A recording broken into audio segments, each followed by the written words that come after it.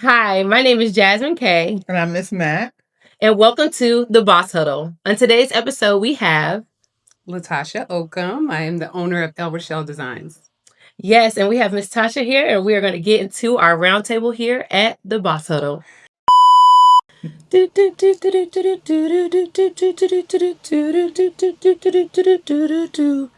Boss Huddle.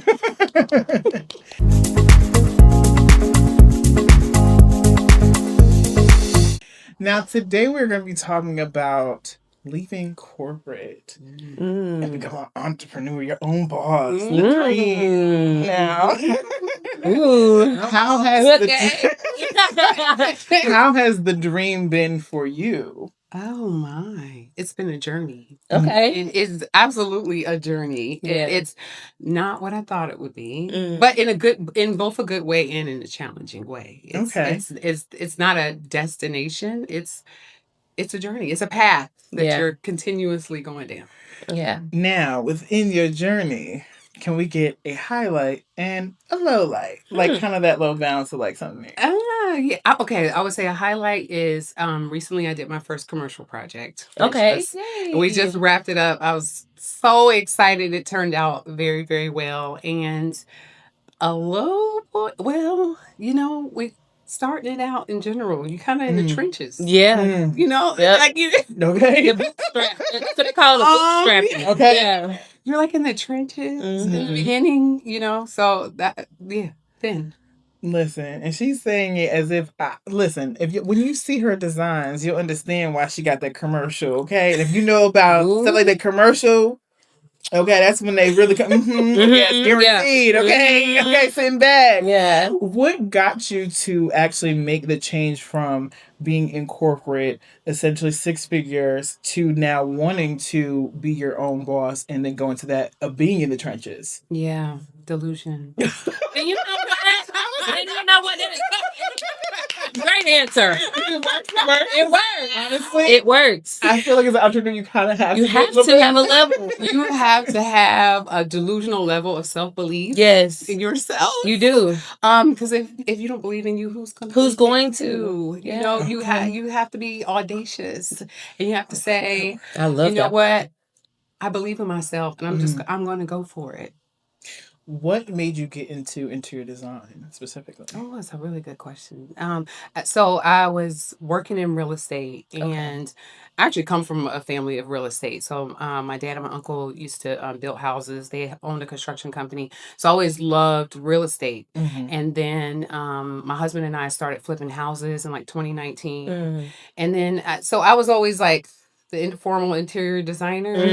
Just like picking out. But then I started really liking it. I was like, well, this isn't that bad. So then I think that probably started to build some of the self-belief in myself, and then I just decided to just take it from there. Nice. What is your process from like starting a project like that to like, the completing the project? Like what's kind of your process of like getting into that? That's a really good question. That is a good question. That's a great question.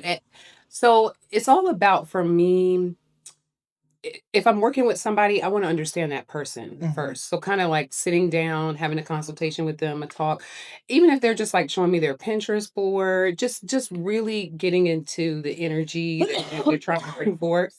And working my way backwards from there. I'm about alignment and a vibe, and so I try to understand the person, or if it's say it's a commercial space, even with that, understanding the business and how it's supposed to run, and that helps me with like space planning. All of those things go into it. So I like to start with just a face-to-face, heart-to-heart, to get an idea of the energy that we're dealing with, and then kind of take it from there. I love that. And I have seen your work and it is so detailed to me. And I love that you're like taking this and like, I know some people may think that this boss huddle is going to be for like beauty, but like I feel like this is also still beauty though at the same time. You're a boss. Like so definitely that. Welcome definitely to the that part. Okay. Huddle in. But I love that you're doing this, and to me, it's more. scary in some way, because like for me, I can do some nails if I mess up, nails, but so much. Yeah. You're like working in people's homes. That's true. It's so like interpersonal. Yeah. With that, has there been any like challenge for you with working with people in that capacity and like making them happy in that space? Well, yeah, I mean Mhm. and I think that goes back to like what I was saying before, like really trying to get an understanding of the person. I like to come to their home for those first consultations because everybody has like a flow and energy in their vibe. space, whether they realize it or not. And so I want them to see themselves, not to I want them to not see me. I want them to see themselves. But it's going to be reflected in obviously the way I see things. So just kind of getting a flow of their space, incorporating some things that they already have so that it's not like totally lost. And I mean, I wouldn't say that that's been challenging. It's just what I try to do in order to really get into the weeds of it. Now, with as far as going from corporate into entrepreneurship, what things have you brought from what you did before into what you do now? Ooh, that's a good question. Yeah, I mean, time management. Yeah, you have to really Someone help me. You have to organize yourself. You go from an environment where you're being told what to do, when to be, and then realizing you have to self-manage yourself. And I think a huge misconception, like a lot of times when you hear somebody say, I became an entrepreneur because I want to set my own schedule. That's the moment for that. What schedule? What schedule you think you setting on your what? 24/7? 24, right, literally. 24/8. Right. 24/7. Okay, because what? Yeah, you're now working nonstop. So it's like learning instead of from being told when to do is kind of like, okay, how I'm going to organize my own self in order to have these deliverables at this time. So just kind of bringing a lot of the knowledge of that forward. And, customer service, how to relate to people, being professional. I mean, all of those were really good skill sets that I wouldn't trade. Yeah. Do you feel like you go out and source a lot of your work on your own, or like more people come to you directly for interior design? Yeah, I would say so far it's been kind of like people coming to me. Yeah, I've seen word of mouth. Yes, awesome. And I haven't done formal marketing. Yeah, and haven't had to. Okay. It's been a blessing so far, but yeah, that's awesome. I feel like it's so cool that entrepreneurs in general get to create motion for themselves. Like we wake up every day to do what we've created ourselves to do. Which can definitely be tough for sure. And I am definitely working on that aspect of bringing a lot more of that structure of having the 9 to 5 and bringing that into my own things. And I think that's what's going to really like take it to that next like space and next level for sure. Adding a level of discipline basically. Because we have to have it. Like without disciplining ourselves on our journey, we could be wibbling just anywhere. Literally, like where am I going? Okay. Now I'm trying to think of my next question. Well, I have one. So like where do you see your path going like in this entrepreneurial journey of interior design? Oh, great. I was about to say I want to, but I try not to speak into that. I am in the commercial space. I am, and going to continue to just expound upon that. And because I actually really love it. I really love hearing about businesses that people are starting and the concept and bringing that to life. It just gives me so much joy to do that. So I got a question for you. So in this setup right now, right? So we have this table, we have this plant here, and we have this wooden whatever this is, which I kind of like, but I don't know.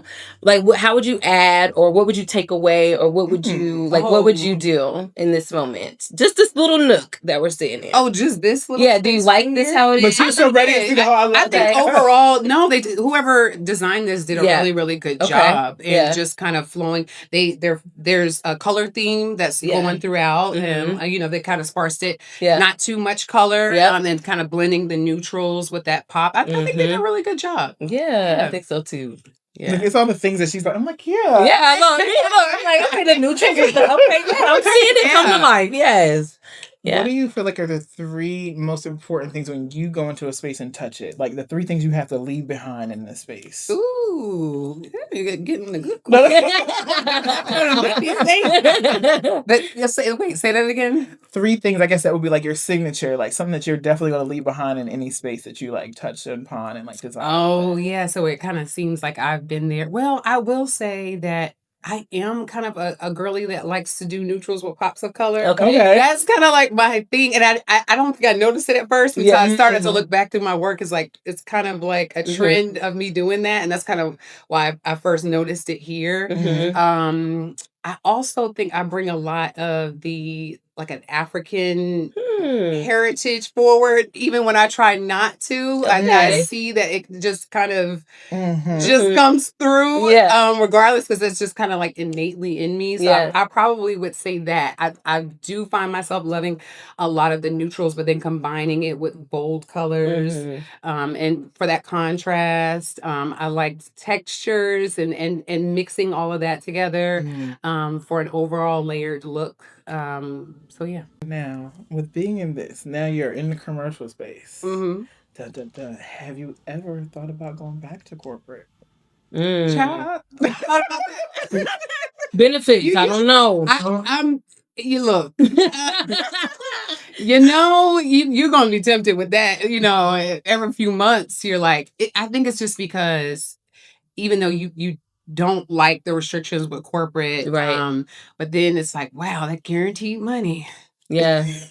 That was coming every 2 You know when it's coming. It's coming every 2 weeks. Coming in. It's like, regardless, whether you messed something up, you didn't, that money is coming regardless. So yeah, that's a great question, because those temptations, that's a real thing where you're just like, And honestly, I did balance that for a long time. I didn't just go straight and just like cold turkey.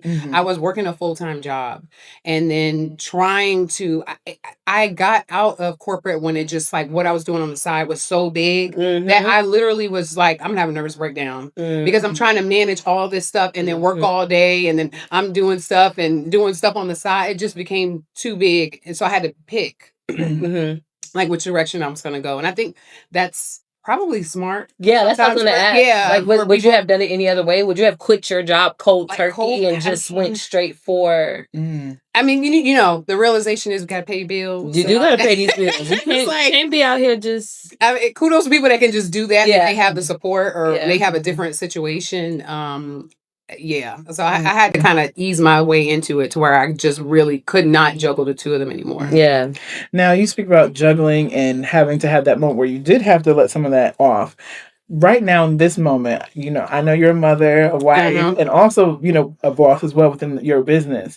What do you do to take time and reset yourself in this moment of being an entrepreneur and on the go with that? Yeah, that's really, really good. It's hard to juggle it all, and I think a lot of us aren't. Right? Yeah. Like we aren't doing the best we can, but I have to take like time in the mornings. Just that quiet time. I don't know, my mind is sharper in the morning too. I don't know about y'all, but I try to like wake up before everyone else. Have some meditative time, like just some quiet time so I can just like think and process. And, I know that's not a whole lot of time, but I've just have to do what I can for myself. And it's been that kind of maybe that hour in the morning where it's like, whew, okay, let me just reset, let me refresh before I head into everything that's about to be going on today.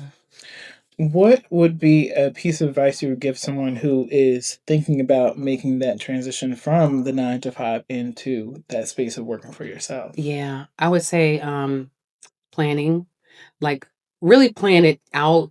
Don't overthink it, but you do want to have a strategy because, like I was saying before, the realization of needing to pay your bills. And so cold turkey doesn't always make sense. I mean, just try to map it out as much as you can, but then you have to just go for it. Build a foundation to where you feel comfortable enough to where you could put a good product, but don't overwhelm yourself to the point where you feel like you got to know everything before you take a chance. Because there's some things you're just going to learn as you go. It's very true. What were things that you didn't quite anticipate, like as far as like the official business? Because I know for myself, like getting into like official space, I'm licensed. I'm like, wait, how many different things did I have to pay here now? So like, in that space, like what was it? Were things that you, yes, with planning you had, but then were there any things that you didn't anticipate kind of coming up in that space? Yeah, I mean, I have a newfound respect, for people who have been able to be entrepreneurs, and because it's a lot just getting your clientele, Yes. cultivating that. There's so much work that goes into it before you even have your first client. So it really is. I knew it would be a lot, but it is a lot, even more than I even thought. I know you said, you're in the commercial space now. That's kind of me. Now, is there something that you want to do after that? Or is there something outside of interior design that you would branch off to? Or you're just strictly like, no, I'm in my pocket now? Yes, there actually is, Tiffany. Ooh. Back to like how I started when my husband and I were flipping houses. I really do want to get back into, but I want to go into the development aspect of it to where we're developing new construction. Yeah. So I do want to eventually transition into buying a tract of land and putting my developer hat on. I love that. Yeah. Build a neighborhood. Okay. For the generations to come. Okay. Man, love that. I love that. See, I'm over here like, maybe there's something I'm I love that. I Business love that. minded and, Yes. just thinking beyond like, your current circumstance. It's awesome. I feel like as entrepreneurs, we always are thinking ahead. Like, while also living in the now, because the now is kind of hectic, but I feel like we all think like, what is our trajectory and where are we going with this? Yeah. So, Yeah. So that's awesome for you. Congratulations. Thank Yes. you. Going on. Have any of your kids found any interest in what you do business-wise? Well, the boys don't want to do it. They like the way it looks at the end, like, oh, this is really nice. Yeah. But I mean, from a real estate aspect, yes. My eldest son, he's went into the electrical field, and so he has been very involved on like the construction side of things, and just running a business is a little frightening to them, so they're kind of like, but just easing into it, just like, oh, okay, one thing at a time. So our eldest son has. The other ones, we're here. That's nice. But that's cool. If he's gonna be like an electrician a little bit, like he can help with the business. And he has. Awesome. Honestly, he's been involved. Yeah. So it's be a little evolution process for him. I think he's just kind of taking it one step at a time. Yeah. Now, I do nails. So I'm in consistent, like this moment of, I want to change my nails. I want to do something different. How is your personal turn for you in that realm with being in this and always seeing new and different things? So funny. Yeah. How's that for your personal space? Yeah. I wish I'm constantly like, I need $1 million. Because I'm just looking around the house. I know my husband's probably sick of me. Oh my God. Constantly like, we need to fix it. I want to change this, but it's all of that takes money, Yeah. So I'm like, man, if I are you like a seasonal decorator? Oh, you mean like changing things out constantly, or not so much with that. It just. Well, maybe I am. I don't know. I feel like I'm right. Like, what's your degree? My degree might be, It's like I like that chair for now, and like by the summer, I want something else. I don't know. Yeah. Yes. Very. To answer your question, yes. That is so funny. Okay. I give my hat to you for even getting to that, because this is definitely one of those spaces and like career paths that doesn't, it's one of those ones where it's like, this could be something if it hits, and then if it don't, it doesn't. So like that's like definitely a brave moment to like even like start it, especially when you're in a position where you could have just honestly just ridden out and just been comfortable essentially. It's true. I mean, it's a luxury service, and so it's not an essential service. Right. Anytime you're in any luxury space, it's it is people don't have to have if you're a designer. So you are kind of stepping out on faith quite a bit. Where are some of your favorite places to like get items? Oh my gosh, if you could, I'm I'm like, I don't know how much juice I can give you my vendor. Let's go basic retail, like Marshalls, TJ Maxx. Somewhere that we good. Like what's your big three? Like if I need to go find something. I mean, I would say highs and lows. So I wouldn't get everything from like TJ Maxx or Home Goods, but there's way you can layer things in. I mean, Right. I wouldn't say if you're going to these luxury retailers, maybe you get solid furniture. So like, you know, you go to RH and you get a really, really nice chair or, you know, sofa or something like that. And then you don't have to get this from there. You know, like you can layer things in to where they make sense. Right. And that's a lot of times what I'm helping people navigate. It's a lot of that where I'm telling them where this is where you could probably, we don't have to spend $1 million, but this is where you need to have a quality bed. Yeah. You know, like Yeah. certain things, Yeah. spend the money for Yeah. it. Or, you know, sometimes like your fixtures, like your lighting fixtures, you don't want to be getting that from Walmart, you know, because it will look like that. Yeah. You know, so there's certain you want the things. last to certain things. Yeah. And so there's certain things that will bring that luxury look, and then you can just incorporate other items that are more affordable. Yeah. When it comes to being in someone's space, I know that can be a little sensitive too.